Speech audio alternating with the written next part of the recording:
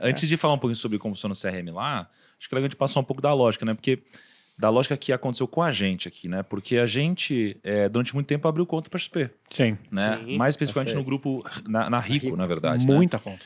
E muita conta, né? Ricardo sabe bem Tá quantas jogando na contas cara, sabe. né? Muita conta. Muito. É tipo assim, é um resultado que o Ricardo às vezes chora olhando. Milhões e milhões, né? E aí, cara, qual é a lógica, né? Quando a gente vai investir para captar um cliente, vamos supor que o CAC de um cliente, ou seja, o custo de aquisição de um cliente ali para uma corretora como a Rico ou XP, seja, por exemplo, 150, 200 reais. Então, você paga isso uma vez. Só que aí, quando o cliente entra, ele não deixa esse dinheiro de cara. Não. Não Na é? verdade, a XP gasta mais ainda para manter ele. Gasta mais. E aí você tem um cliente que vai ficar X anos na base e vai gerar um dinheiro.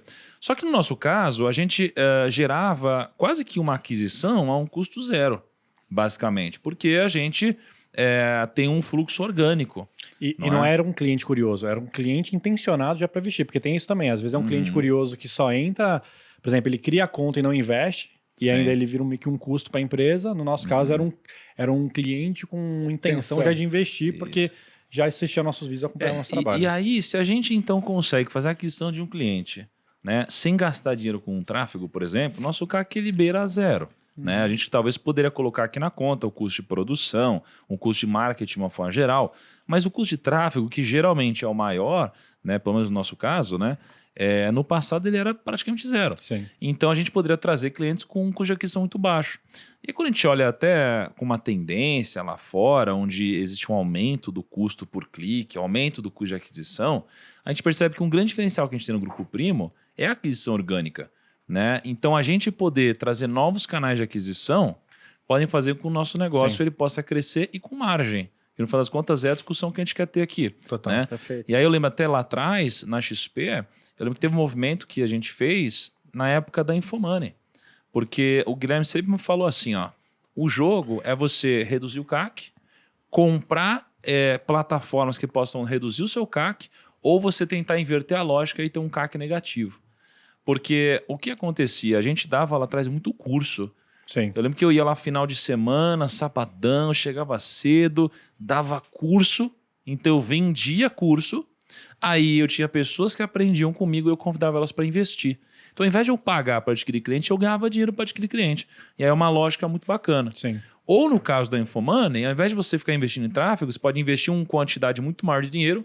Agora, isso é uma plataforma que gera tráfego orgânico e vai reduzir o seu CAC ao longo do tempo, né? E eu queria saber, então, Ricardo, como que na XP vocês gerenciam isso hoje? Vocês têm um CAC, e depois acho que o segredo está em você gerenciar esse O relacionamento segredo com o está no cliente. LTV. Tá no LTV. Essa é uma das pontas, né? O CAC. Fala bonito, o CAC né? é a ponta do custo. Mas você também pode ajustar essa equação no lado da receita. O meu papel lá é como que eu consigo fazer CRM, que para mim tem que explicar primeiro o LTV. O LTV, vamos lá. Lifetime Value do cliente. E esse talvez seja um dos conceitos mais importantes dentro do marketing digital, né? Que é o valor que o cliente vai gerar para sua empresa ou para o seu negócio no tempo. Então, Lifetime Value, né? Valor no tempo de vida dele. E esse é um conceito muito importante. Eu sempre gosto de fazer a analogia com uma franquia, né? Que eu acho que aí acho que fica muito claro a imagem aqui ou a ideia, né? O sujeito, quando vai investir numa franquia, ele normalmente compra lá o direito, né? E ele vai ter o payback, né? O resultado daquela franquia depois de 12 meses, 16 meses, 24 meses. Um cliente não é diferente. É um fluxo financeiro no tempo.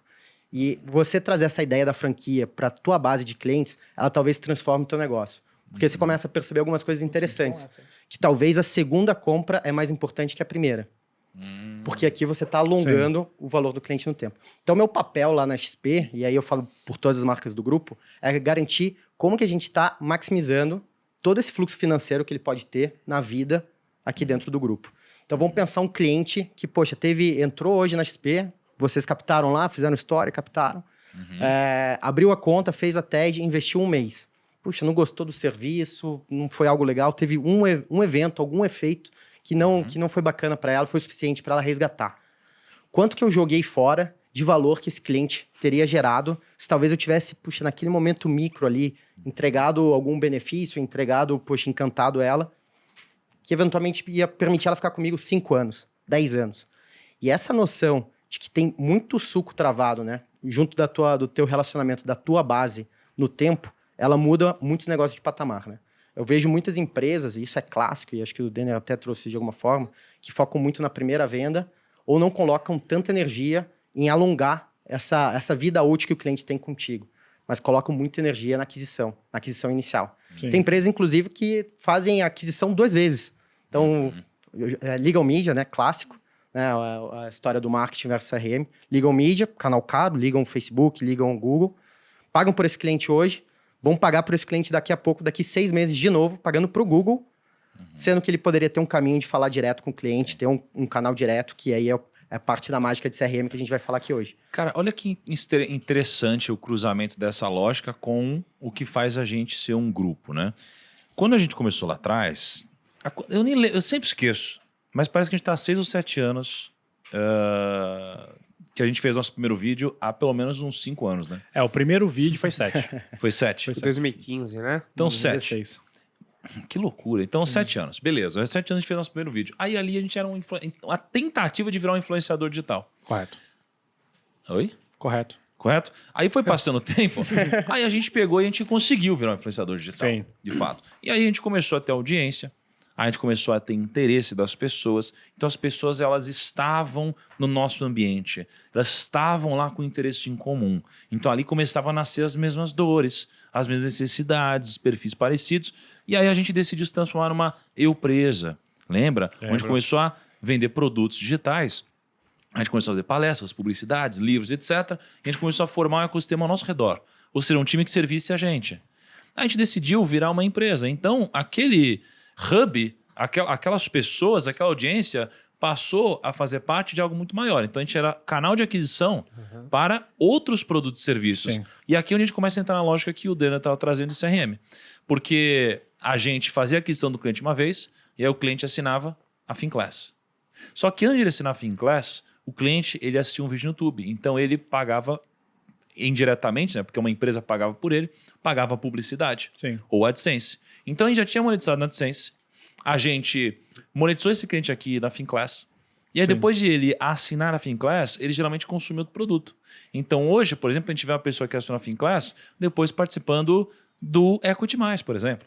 Né? Do Emerson de Negócio. Aí a gente vê a pessoa, depois de participar do Equity Mais, investindo na nossa gestora, na Grão, ou até sendo cuidada por nosso consultor de investimentos. Portfólio. E ao longo do caminho, essa pessoa fala, cara, eu quero uma mentoria no tempo digital. Aí essa pessoa, ela compra o curso do Perino, Verde Renda.